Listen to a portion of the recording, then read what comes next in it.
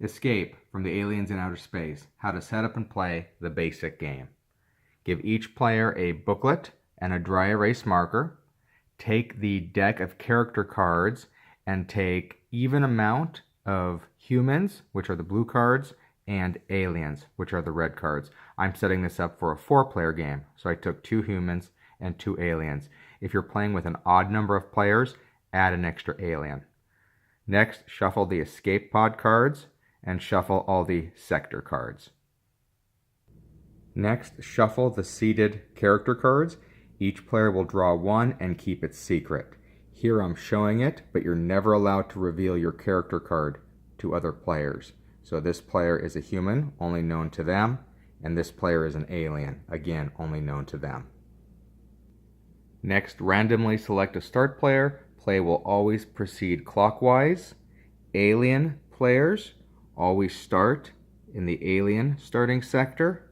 Human players always start in this human sector hex. On a player's turn, they have to move. They can't end their turn in the same hex that they started. Humans are allowed to move to 1 adjacent hex away, while aliens can move up to 2, 1 or 2 adjacent hexes away. So let's say this player was the start player. Again, only they know that they're an alien. We know that they start in the alien starting hex, so as an alien they can move up to 2. So they can move 1 if they choose to those adjacent hexes, or maybe they decide to move 1, 2 and end their movement here. Let's say in this example they decide to go there and then there and end their movement there.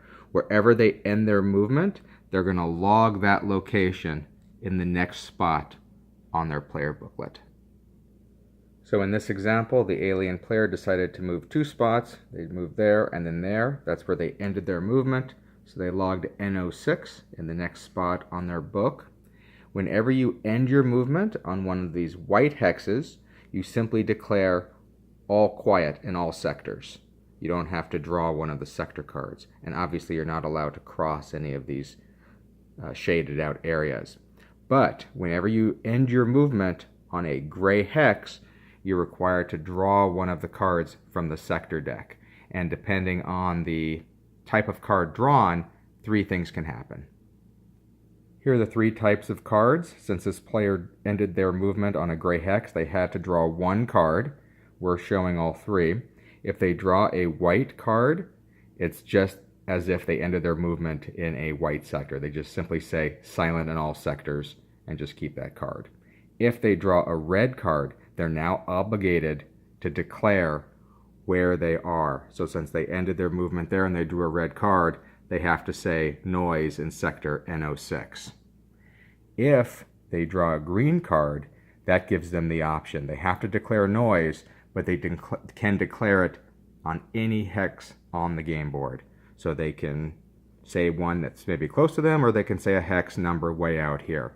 If they draw green, they have to declare noise in a sector, but they can declare any sector. And we're just using the basic game today. In the advanced game, there's item powers and characters have special powers. We're just covering the base game today. Once this player completes their turn, we simply go in clockwise order. Now we know we're on this player.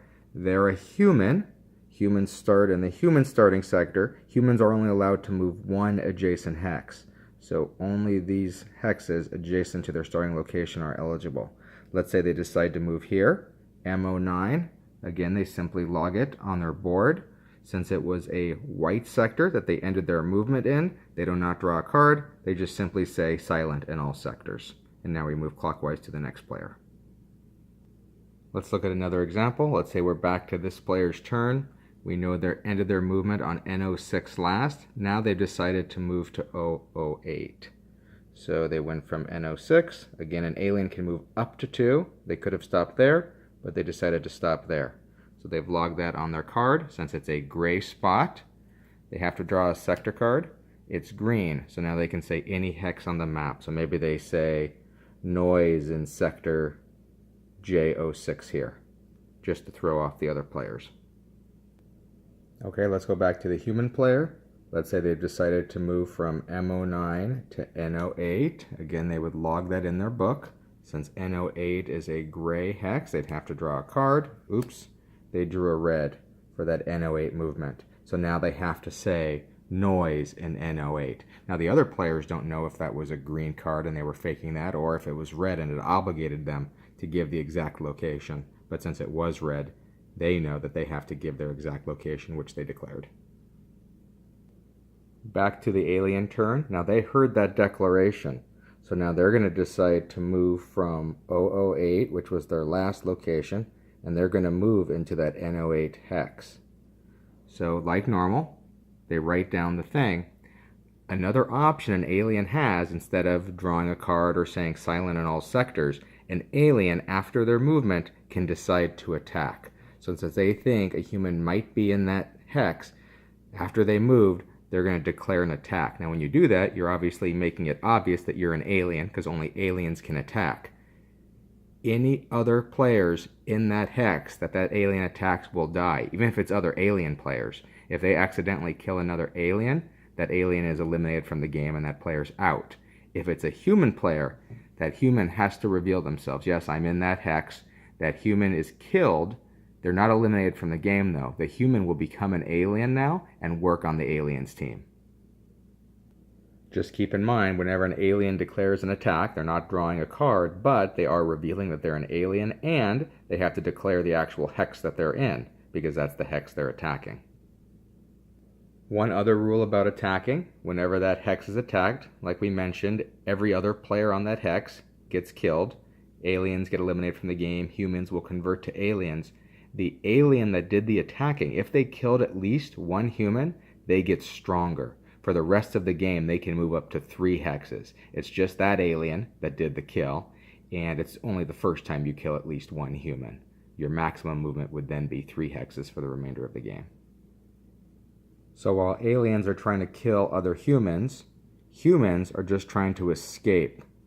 Humans can win if they can get to an escape pod. These are these black hexes across the board, so they would have to maneuver all the way to the hex, and then when they're able, on their turn to move there, they draw one of these escape pod cards. If the card is green, then that pod successfully worked. That human escaped, they jettisoned, but now that pod is now off limits to other humans. The human that successfully used it consumed it. If the card drawn is a red card, then that escape pod malfunctioned. So that human wasn't even allowed to use it. Nobody can use that escape pod for the rest of the game. So now that human will have to maneuver to another escape pod to escape. The alien team can win the game if and when they kill the last human. Any humans that were able to escape prior, they can win. But the alien team would also win if and when they kill the last human. Also, if the game runs out, if all 40 turns are completed, any humans remaining on the ship are automatically killed and the aliens win. The game can also end if and when the last human successfully escapes the pod. So any and all humans that escaped, once the last one escapes, then the humans win the game.